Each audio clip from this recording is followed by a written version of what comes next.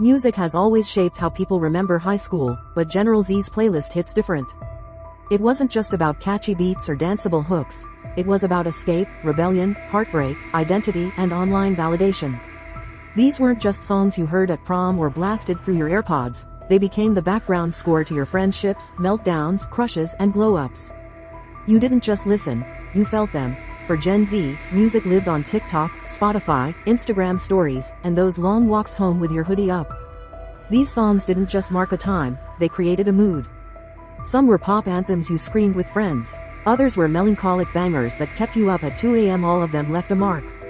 If you were in high school anytime between 2014 and 2022, chances are these tracks hit you right in the chest and never really left.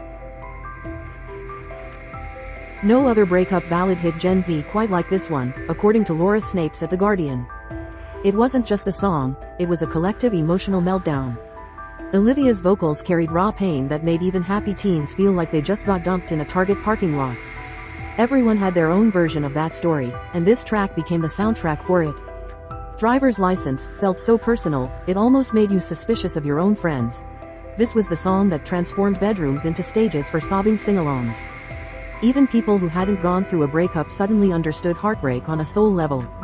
It was a viral, gut-wrenching wave that swept through TikTok, group chats, and lonely nights. And it wasn't just for teens, it pulled adults back into their teenage heartbreaks too. That universal pain wrapped in a piano melody? Pure Gen Z magic. This song flipped the script. It wasn't about trying to be perfect or polished, it was about owning your quirks and finding power in your shadows. Billy's whispery vocals over that gritty bass line gave everyone permission to be a little offbeat and a la bold, as reported by VD at Fame magazine. For once, the quiet kids weren't sidelined, they were leading the trend. Bad Guy showed up everywhere. Memes, remixes, Halloween costumes, and endless slow-mo TikToks. It helped redefine what confidence looked like for Gen Z, not loud, not flashy, but cool in a detached, chaotic kind of way. It didn't matter if you understood the lyrics or not. The vibe was enough. The weird was finally winning, and Gen Z embraced it with open arms and smudged eyeliner. This song was absolute madness in the best way. A genre-bending, cowboy hat-wearing, chart-smashing hit that took over phones and school halls like wildfire. It wasn't supposed to work. Rap and country were never meant to be friends. But Lil Nas X made it impossible not to love, as stated by Ashley Lassimone at Billboard. Suddenly, kids were yee-hawing through Snapchat filters and arguing over who knew the lyrics best. Old Town Road became more than a song. It was a meme, a rebellion, and a celebration all rolled into one. It didn't matter who you were or what kind of music you liked. When this came on, everyone sang. It broke records, broke expectations, and helped Lil Nas X kick open the door for unapologetically queer artists in the mainstream. That wild ride? It all started in high school earbuds. Lorde made minimalism feel like a power move. Royals wasn't about chasing fame, it was about rejecting it. Her moody delivery and stripped-back production stood out in a sea of party anthems. Suddenly, the kids who didn't care about clout or designer shoes had a voice. And it sounded hauntingly calm.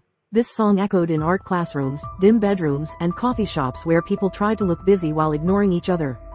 It was low-key but potent. You didn't blast Royals to rage, you played it to reflect. For Gen Z, this was a moment to step back from the noise and realize that being different didn't mean being less. It just meant your story had a deeper beat. There's something about the way Post Malone sang about going in circles that just got people. The mellow beat, the wistful lyrics, and that touch of sadness wrapped in warmth. It was like having a heart-to-heart without needing to say a word. Teens who weren't even sure why they were sad still played it on repeat. This song didn't scream for attention, it pulled you in quietly. You'd hear it at a party, in the car with your friend who never talks, or during that weird week after a relationship ends but before you delete their number. Circles didn't try to solve anything. It just sat with you, like a hoodie on a cold bench, letting you feel whatever needed to be felt. If you were a teenager feeling everything way too deeply, this track was your therapy session. Juice WRLD sang openly about pain, regret, and heartbreak in a way that felt both messy and beautiful. He didn't try to dress up the sadness, he let it bleed right into the beat, and Gen Z loved him for it. Lucid Dreams wasn't just sad, it was raw. It turned personal grief into shared catharsis, especially for boys who weren't used to hearing vulnerability in hip-hop. It gave people permission to be a little broken, a little lost, and still worth listening to.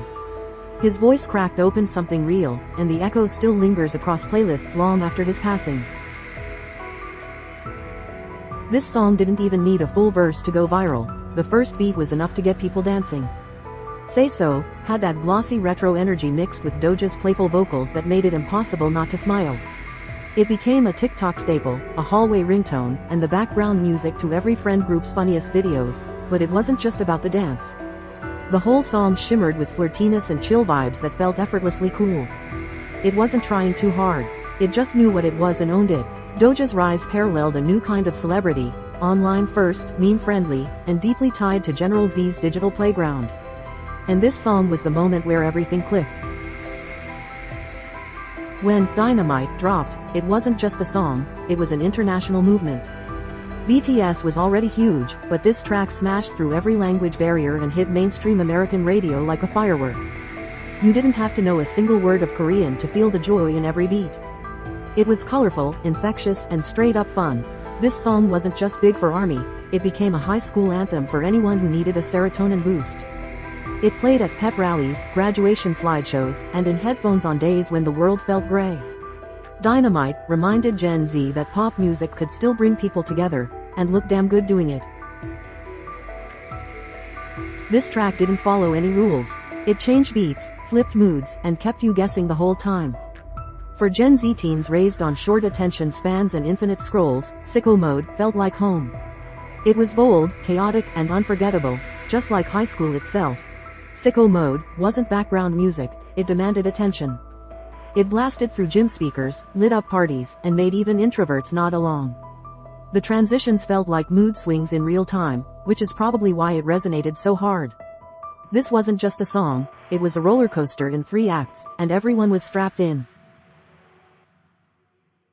This track hit that sweet spot between raw emotion and bedroom pop. Without You wasn't polished or overproduced, it was simple, moody, and honest. Teens heard their own messy relationships in every lyric, that feeling of holding on too tight or letting go too late. It's all in there. It was the kind of song you'd hear someone playing on their phone during a late bus ride or blasting in the car after a breakup.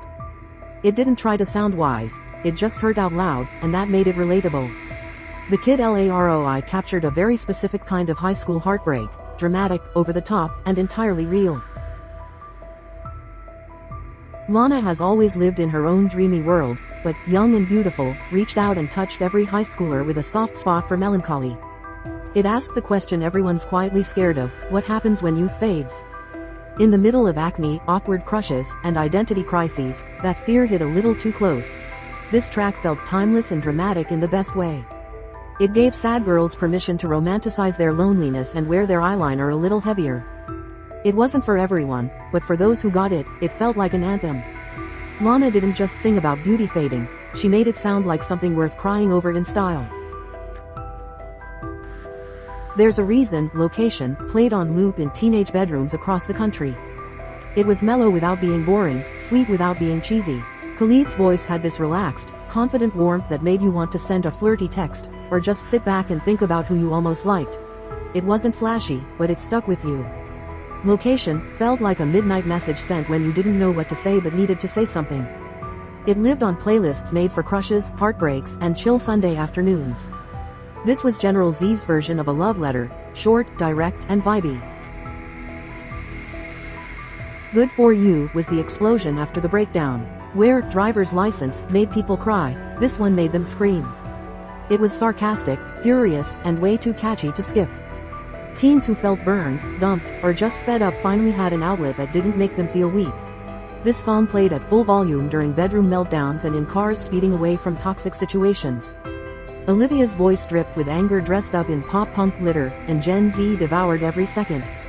It reminded everyone that rage can be fun, especially when it's catchy enough to scream at the top of your lungs.